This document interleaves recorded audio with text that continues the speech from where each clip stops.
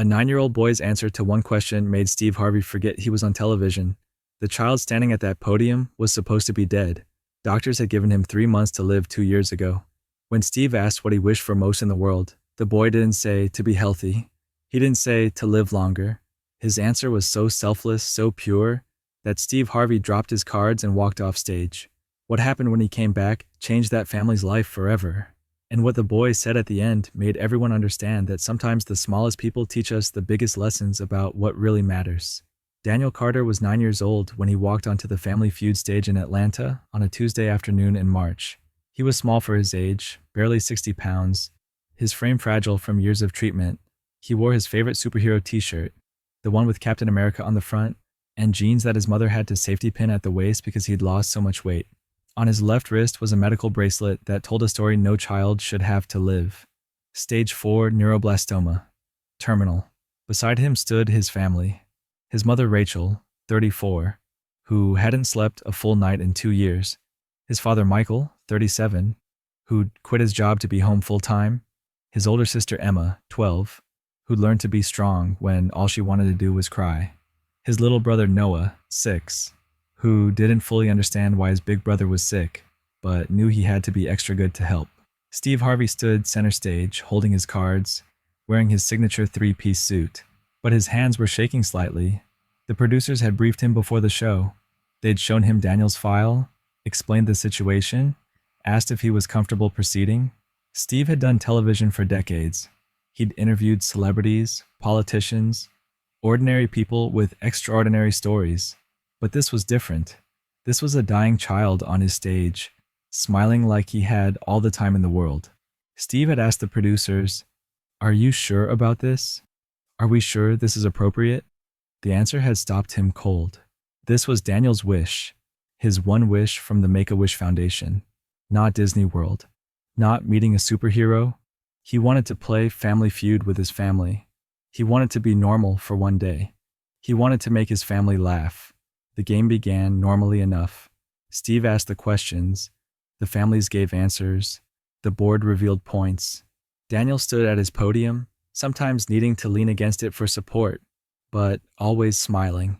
His voice was soft when he spoke into the microphone, but his answers were quick, clever, making the audience laugh.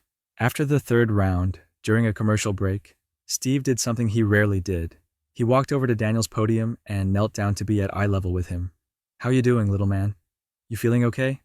Daniel nodded, his smile never faltering. "I'm good, Mr. Steve. This is the best day ever." Steve's throat tightened. "You know what? You're pretty amazing. You know that?" Daniel shrugged, shy suddenly. "I'm just me."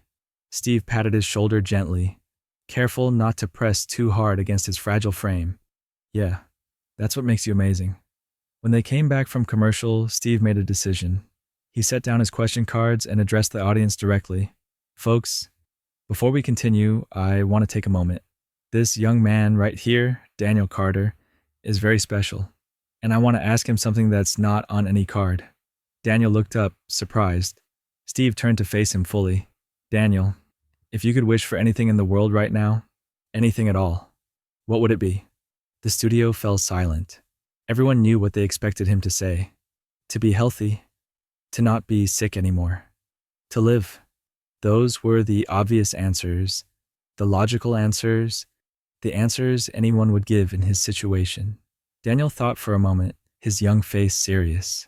Then he looked at his family standing beside him, his exhausted mother, his heartbroken father, his brave sister, his innocent little brother, and he said, his voice clear and strong, "I wish my family didn't have to be sad anymore." Steve Harvey froze. The audience gasped. Daniel's mother put her hand over her mouth, tears spilling down her cheeks. His father closed his eyes, jaw clenched tight. His sister grabbed his hand and squeezed. "Say that again?" Steve asked, his voice barely working. "I wish my family didn't have to be sad," Daniel repeated. "My mom cries when she thinks I'm asleep. My dad pretends he's okay, but I can see he's not. My sister Emma had to quit her soccer team to help take care of me. And Noah, he's only 6, and he shouldn't have to worry about his brother. So if I could wish for anything, I'd wish they could be happy again. Like before I got sick. Steve Harvey dropped his cards. They scattered across the stage floor. He pressed both hands to his face, turned his back to the camera, his shoulders shaking. The audience began crying audibly. Production assistants watching the monitors backstage were sobbing. The cameramen filming had tears running down their faces. Without a word, Steve walked off the stage. Just walked away. The audience didn't know what to do. Daniel looked worried. Did I say something wrong? His mother hugged him. No, baby. No. You said something perfect. 30 seconds passed. 45. A full minute. Then Steve came back. His eyes were red. His face was wet. He didn't care. He walked straight to Daniel and pulled him into a gentle hug, mindful of his fragile body. You're the strongest, bravest, most incredible kid I have ever met, Steve said into Daniel's ear, loud enough for his microphone to catch. And I promise you something right now. I promise you, your family is going to be okay. Steve stood up and addressed the audience, his voice thick with emotion. Ladies and gentlemen, I've been doing this show for years. I've met thousands of families, but I have never, in my entire career, met a child like this boy who has every reason to think about himself, who has every right to ask for his own healing, his own comfort, his own survival. He wishes for his family's happiness instead. He turned to Rachel and Michael. Mr. and Mrs. Carter, do you understand what you have here? Do you understand the gift this child is? He's not thinking about himself. He's thinking about you. Rachel could barely speak. We know. We've always known. He's been like this since the diagnosis. Every treatment, every surgery, every terrible moment. He's been worried about us. About Emma having to grow up too fast. About Noah not understanding. About us losing our jobs, our savings, our hope. He's carried all of it while fighting for his life. Steve wiped his eyes. How long has he been sick? 2 years and 4 months, Michael said. He was diagnosed at 7. Stage 4 neuroblastoma. They gave him 3 months, maybe 6 with aggressive treatment. That was 2 years ago. He's had 17 rounds of chemotherapy, 3 major surgeries, countless hospital stays. He's died twice on the operating table and come back. The doctors can't explain it. They call it a miracle. We call it Daniel. What's his prognosis now? Steve asked gently. Rachel's voice broke. They don't know. The cancer's still there. It's in his bones, his lymph nodes. They've done everything they can. We're on borrowed time. Every day we have with him is a gift we didn't expect. That's why when Make-A-Wish asked what he wanted, and he said, Family Feud, we made it happen. Because if these are his last days, we want them filled with what he asked for, us being happy together. Steve turned back to Daniel, who was listening quietly. Daniel, do you understand how sick you are? Daniel nodded. Yeah, I know I might die. The doctors talk to Mom and Dad like I'm not there, but I hear them. I'm not scared, though. You're not scared? Steve asked, incredulous. No, sir, because if I die, I won't hurt anymore, and my family can have their life back. They can go back to work. Emma can play soccer again. Noah can have a normal big brother who isn't always sick. Mom can sleep. Dad can smile for real. That's why I'm not scared. The audience was openly weeping now. Steve Harvey, a man known for his composure and professionalism, sat down right there on the stage floor, overcome. You're 9 years old, he said, more to himself than anyone. You're 9 years old and you've figured out what most adults never learn. That love means putting others first. That real strength means caring more about someone else's pain than your own. He looked up at the cameras. Stop rolling. I mean it. Stop rolling. The red lights on the cameras blinked off. Steve stood up and addressed the audience directly, no longer performing for television, but speaking human to human. I need to do something. I don't know if the network will air this. I don't care. This family has lost everything fighting for this child. Their savings, their jobs, their normal life. And this child is worried about them. Steve pulled out his phone right there on stage. Called someone. Yeah, it's Steve. I need you to set up an account. The Carter family, Daniel Carter, Atlanta. I'm putting in $50,000 right now. Get it trending. Get people to donate. This family needs help. He hung up and looked at Rachel and Michael. I don't know how much time you have with him, but whatever time it is, you shouldn't spend it worried about money or bills or jobs. You should spend it together. Rachel collapsed into sobs. Michael stood there stunned, unable to process. Emma hugged her little brother tight. Noah, not fully understanding, just knew something important was happening. But Daniel, sweet Daniel, looked up at Steve with concern. Mr. Steve, that's a lot of money. Are you sure? Don't you need it? Steve knelt down again, took Daniel's small hand in both of his. Little man, I need you to listen to me. In my whole life, I've made a lot of money. I've bought a lot of things, and none of it has ever mattered as much as making sure your family is okay. You taught me something today. You reminded me what really matters.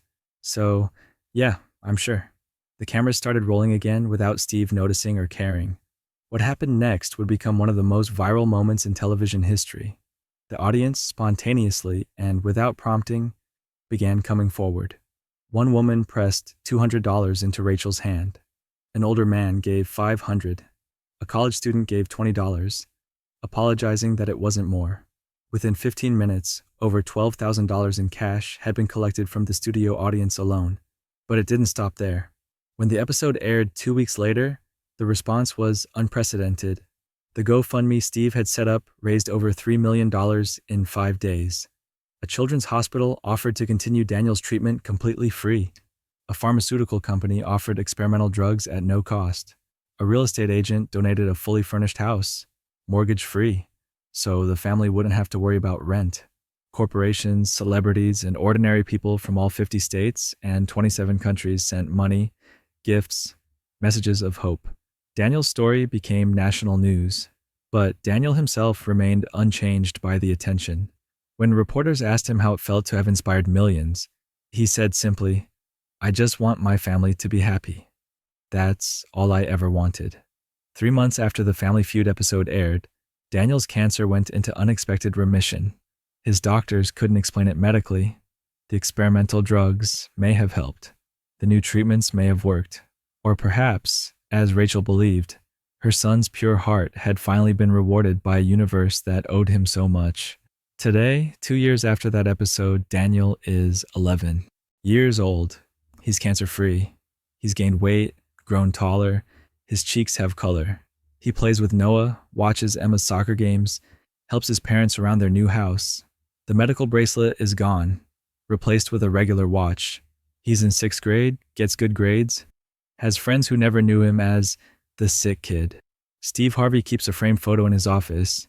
It shows him kneeling next to Daniel on that stage, both of them crying, surrounded by the scattered question cards Steve dropped.